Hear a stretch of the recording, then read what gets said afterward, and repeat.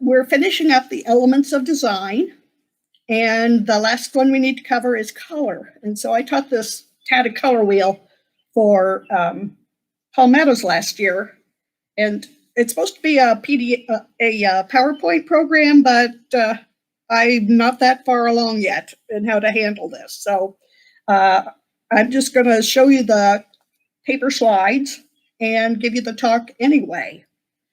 So since early times, great thinkers tried to make sense of color and put it into a tool that made art making a little easier to comprehend. What resulted was many forms of color wheels.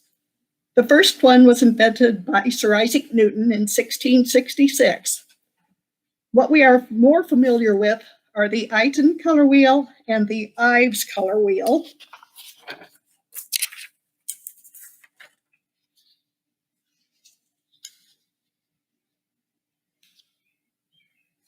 And the Ives color wheel is the one we grew up with. It's based on the primary colors of red, blue, and yellow. And then the Eiten color wheel, let me see. I'm sorry. The Ives color wheel is based on primary colors of yellow, magenta, and cyan, which is turquoise. And it's used in stage lighting, color TV, dyes, inkjet printers, and used a lot in quilting, probably because of the dyes. And with this color wheel, when all the colors are added together, you end up with white. The Eiten color wheel is the one that we're more familiar with. This was developed by Johannes Eiten, who was a Swiss painter, a textile designer, teacher, writer, theorist, and a member of the Bauhaus School. His color wheel is based on the primary colors of yellow, red, and blue. These are the colors we worked with our watercolor paints back in grade school. And with this color wheel, when all the colors are mixed together, it results in black.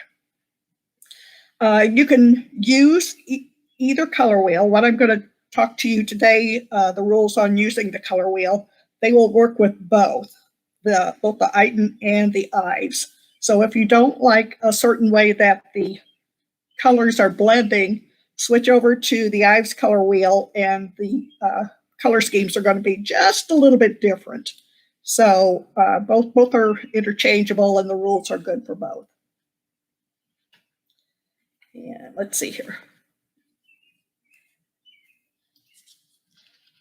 Notice, already talked about that. Let's see.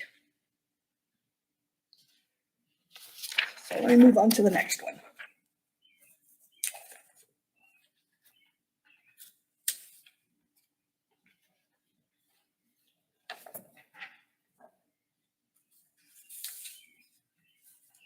So with the Eiten color wheel, primary colors again are yellow, blue, and red. And these cannot be made with any other colors. Here's my sample. And then this is the picture that I took. So you can see the colors are a little more vibrant in real life.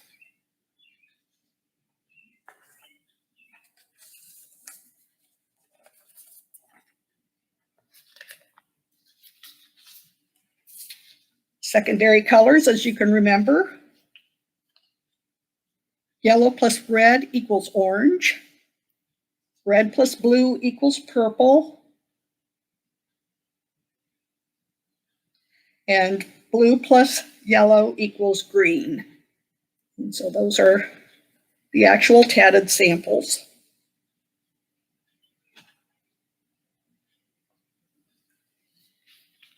And so primaries are yellow, red, and blue, and then the secondaries are orange, purple, and green.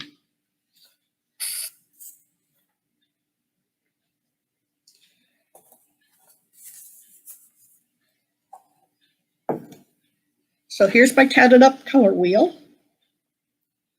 And again, we have the primaries, yellow, red, blue, and then the secondaries, orange, purple, and green.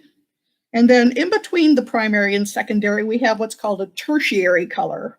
So between yellow and orange, we have yellow-orange.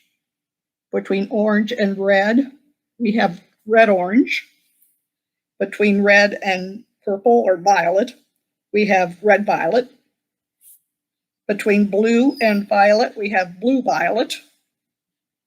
Between green and blue, we have blue-green. And between yellow and green, we have yellow-green. Those are tertiary colors. They're a mixture of the primary and the secondary colors on each side of the color wheel.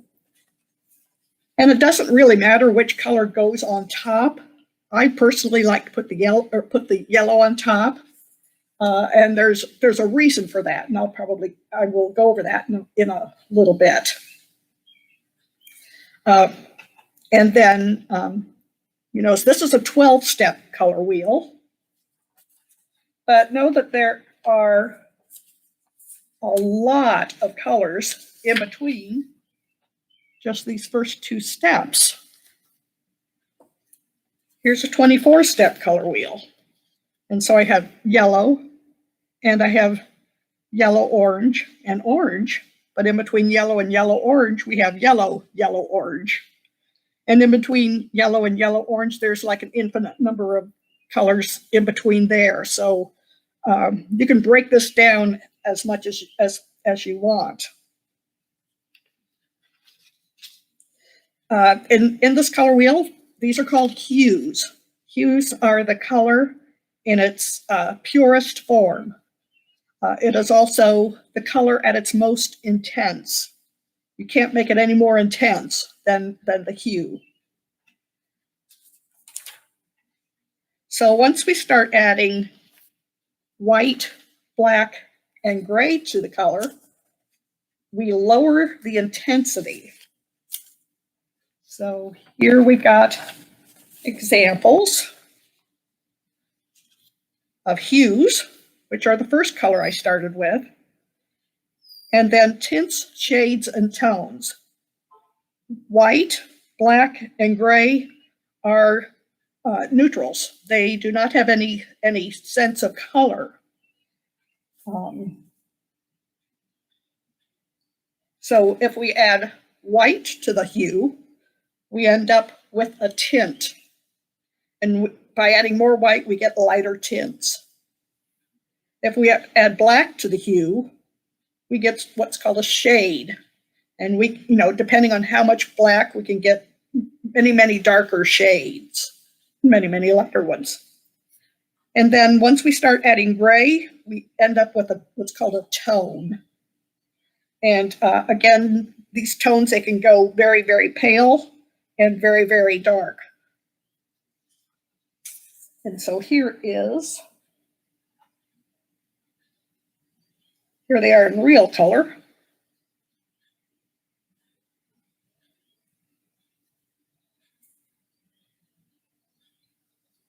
And so I've started with the hue, the blue hue.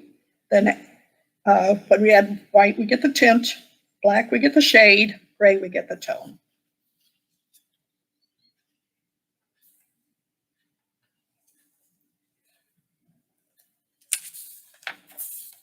Probably the most important thing about working in colors is the value. And here it is, tatted up as much as I could with what we had in the Elizabeth line. Value has to do with the lightness or darkness of the color. So consider black, white, and gray. These are achromatic or neutrals because they have no color quality, but they do have value. White reflects all light. Black absorbs all light. And the multitude of gray shades in between gives us this variation of how much light is reflected. So when I was studying color, we had to make up our own value scale.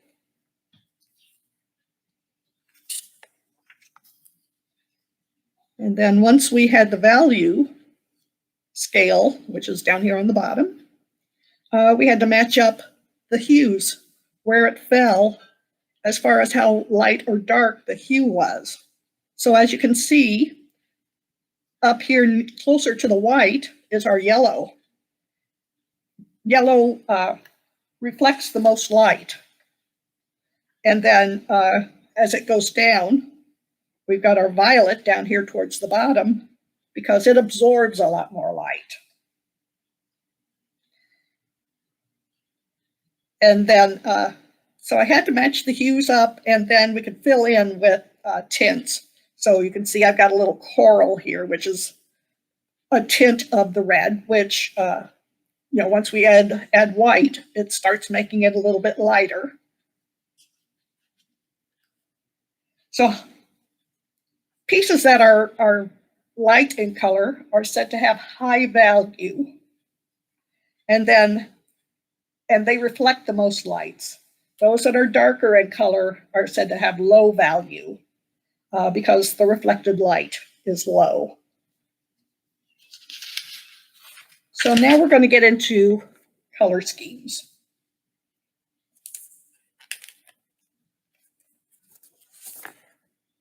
So here's a monochromatic color scheme.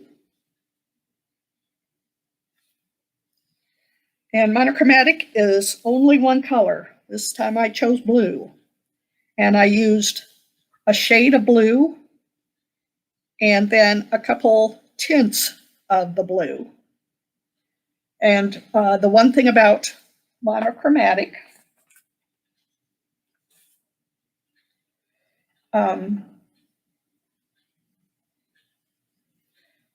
black, white, and gray can be added to any color scheme without changing the color scheme.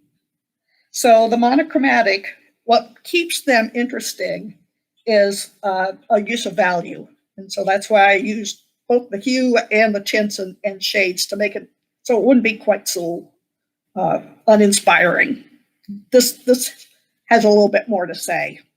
It can be worked all in one color and still be a all in one hue or all in one tint, but it would still be a monochromatic scheme.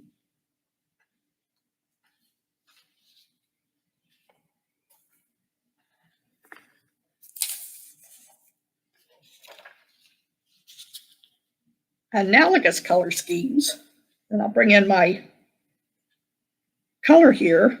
It's a grouping of 3 or more colors that lie side by side on the color wheel. And so on this one, I chose the yellow, orange, and the orange. And I went using,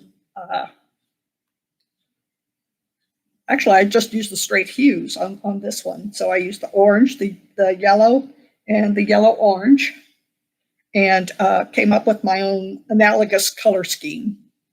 So those are colors that lie side by side.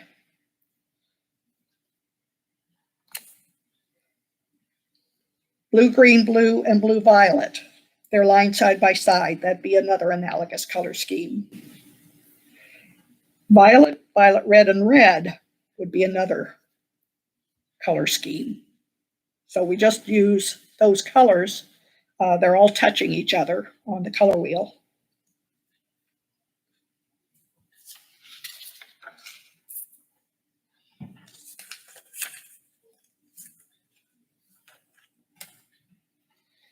A complementary color scheme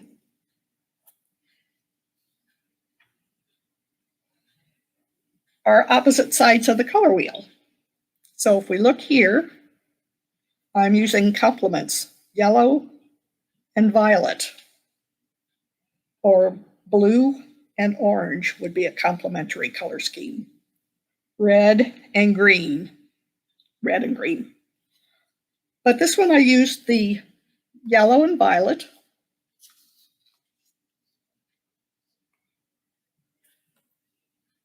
Here they are in real colors. And you're probably going to like one better than the other. And there's a reason for that. It's called contrast of extension. I'm just going to set that up here for a little bit.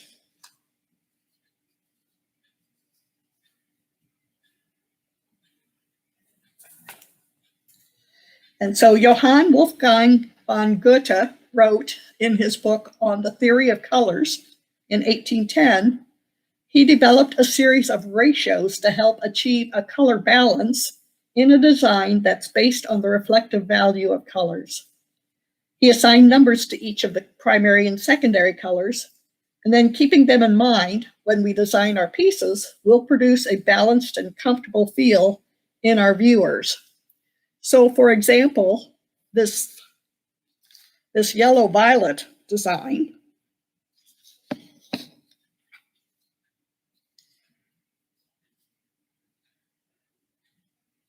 because the yellow is so light and the violet is so dark, we don't need quite so much yellow in the piece. So to get, odds are you were uncomfortable with this one and you preferred this one. That's because I used more violet to balance the brightness of the yellow in the center. Goethe decided that three parts of yellow could be balanced by 9 parts of violet, or a 1-to-3 ratio, 1 part yellow and 3 parts violet. You're going to have a better complementary color scheme if you go heavy on the violet and just use your yellow as an accent. Unless you want to leave your viewers feeling a little uncomfortable, which is perfectly okay, then you might want to increase the amount of yellow. Both of these are okay. They follow the rules of the color scheme. It's just this contrast of extension, how much light the colors reflect, that kind of can leave you feeling a little bit unease when you're viewing something of that sort. Same thing happens with orange and blue. This is in a 4-to-8 or a 1-to-2. 1 part orange to 2 parts blue. You'd want to use a little more blue in your complementary color scheme than the orange, because otherwise you end up with something looking not quite comfortable. The red and green tend to reflect about the same amount of value. And so this is why we never see a red stop sign with green letters or vice versa. They do not work well together in text, especially when they're the same value. You just can't see it. So that's why we use white on top of red or white on top of green when we have our traffic signs, because of the reflective value. You can actually read what's going on.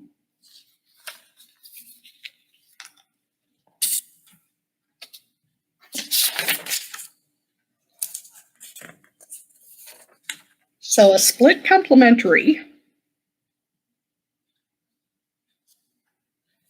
is one that you'll want to use your templates for. These are all in your handout. Let me find it.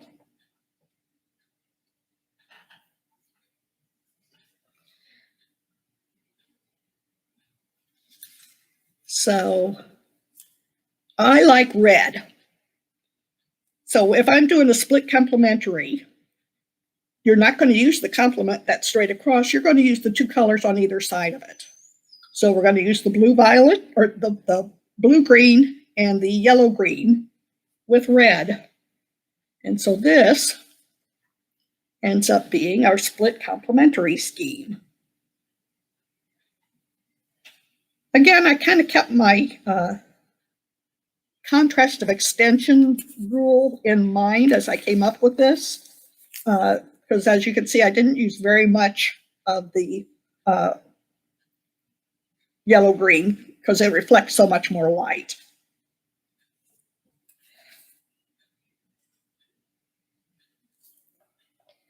So split complementary schemes can be vibrant, but not as jarring as a complementary scheme. And this is a great scheme for beginners because it's not as easy to mess it up. So you would choose your main color, and then the other 2 would be your supporting colors.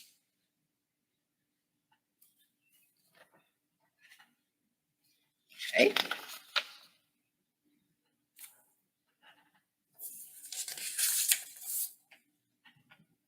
So we're back on the color wheel again.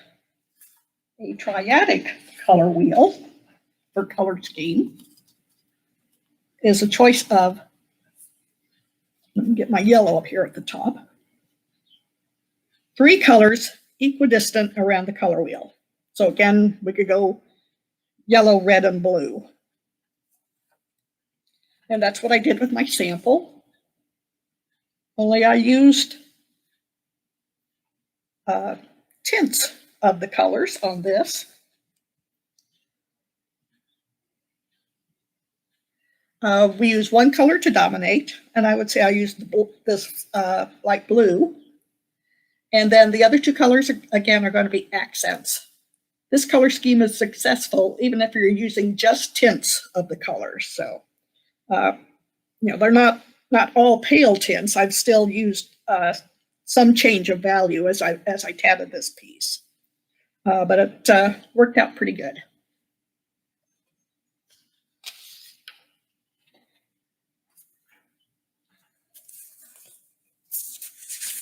And there's 2 types of tetradic color schemes. One is square,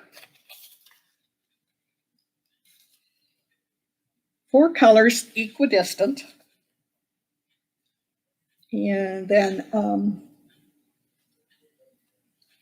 the tetradic scheme, basically there are 2 complements. And for this one, I used the blue and the orange, and the violet and the yellow-green. So we have 2 sets of complements. They're all equidistant around the color wheel. And we end up with a piece like this. The other tetradic color scheme is based on a rectangle.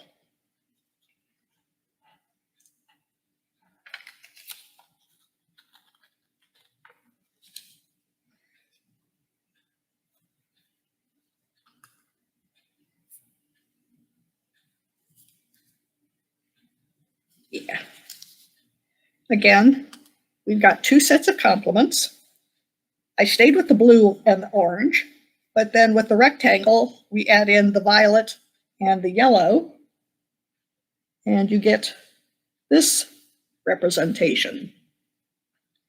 So they're both tetradic, but they both look a little bit different.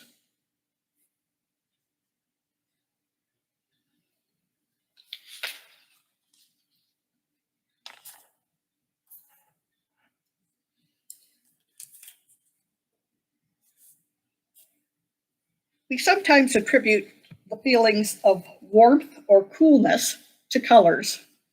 Warm colors are the colors of heat, fire, and the sun, yellow, orange, and red.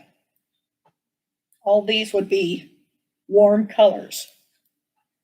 Cool colors are those associated with earth, sky, and winter, would be your greens, blues, and violets.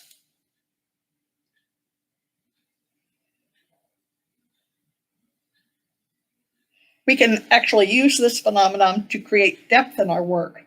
Warm colors tend to move forward, while cool colors tend to recede.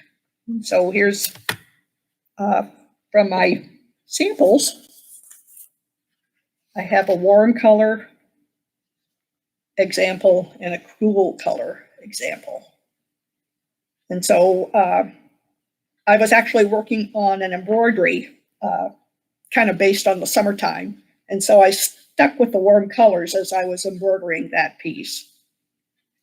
So that's a couple ways you can utilize the feeling of warm and cool in your colors.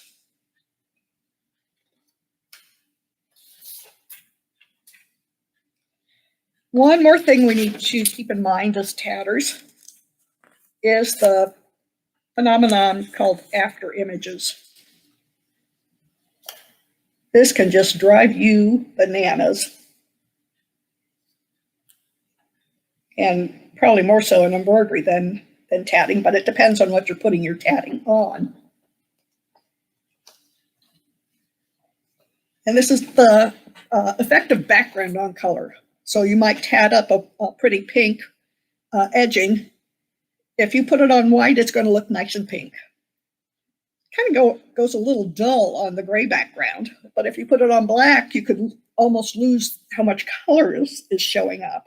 It can, you know, the contrast between the two can almost,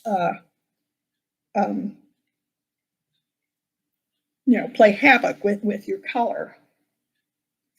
An intense color will appear more intense when it's placed on or near a gray color. The reflective temperature of a color can change depending on what color it is near.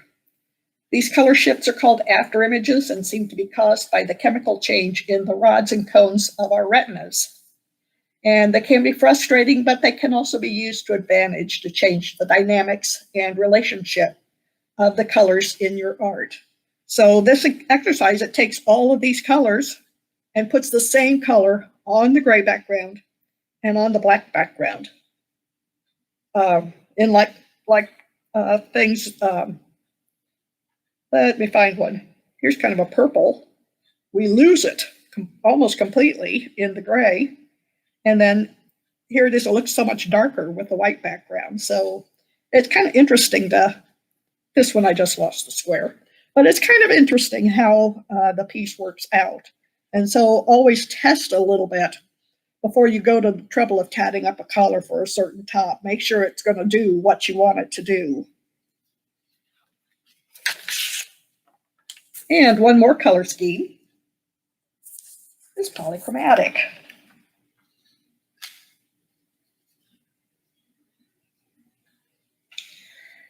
And it uses a multitude of colors, such as the rainbows, and you just can't go wrong with it. So, and then here's the biography. And this biography is in your homework. And so the little motif in your project is a simple one, but it uses the NoBlip join when joining one motif to the next at the chain. And so I can demonstrate that for both.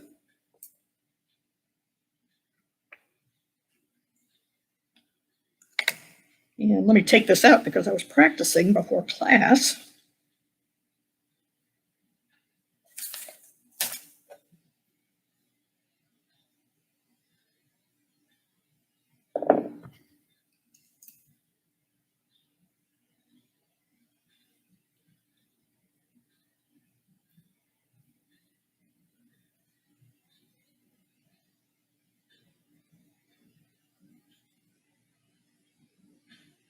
So each of these motifs are joined right at the center picots.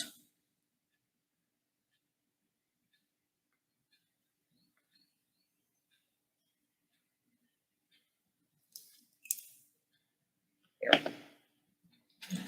So if you join one motif to the other, especially if you're joining two different colors, you end up with this little blip here of color. And for the most part, it doesn't bother me, but your piece will be better and it'll look better and it'll judge better if you use the NoBlip join. And this is Fribble's method of doing the NoBlip join. Jane Eberall also has a method, but I couldn't quite master that, quite frankly. So to do, and I'll show you both in needle as well as shuttle. So to do the NoBlip join,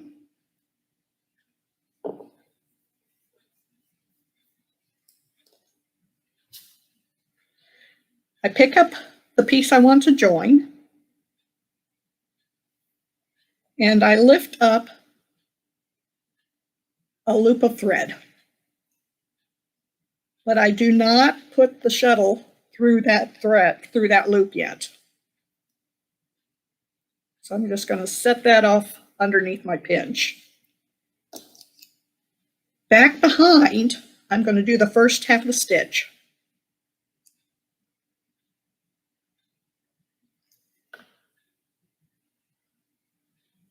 And then I go back to that loop and put the shuttle through that loop. I want to hold my shuttle thread tight while I tighten up the thread behind. And it can take a little work to get it tightened up, but it tightens up nice.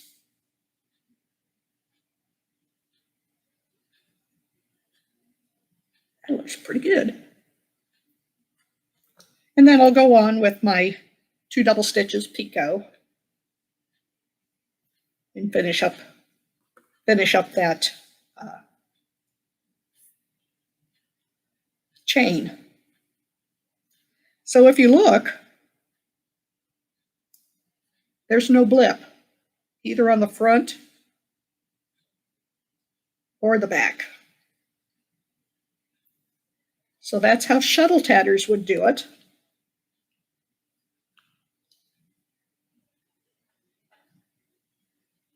Needle tatters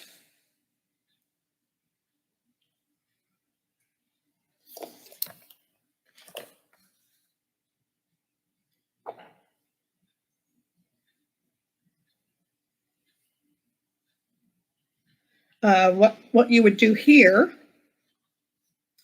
is pull up a loop of thread through your joining picot.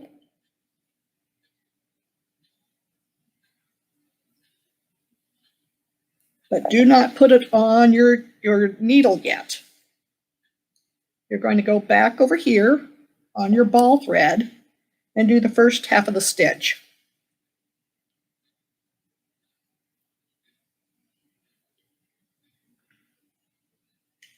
Then you're going to bring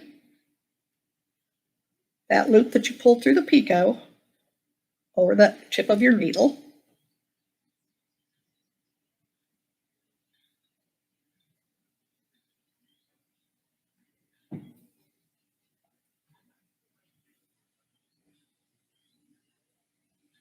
And then I would do my 2 double stitches and leave my picot.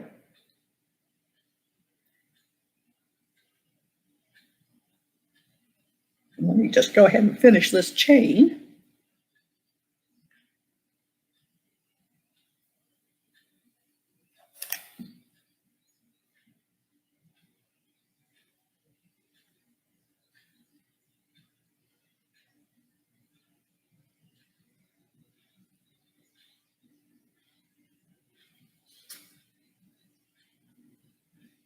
And that way I can show you the join.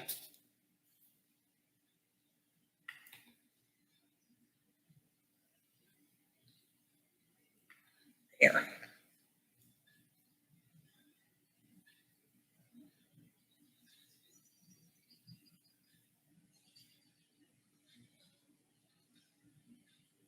And then that way you can see that no blip of thread color here and none on the back. So that's how you do the no blip join. And you should use this join whenever you're joining one color to another, or if you're tatting with variegated threads. So that's all I have for you today.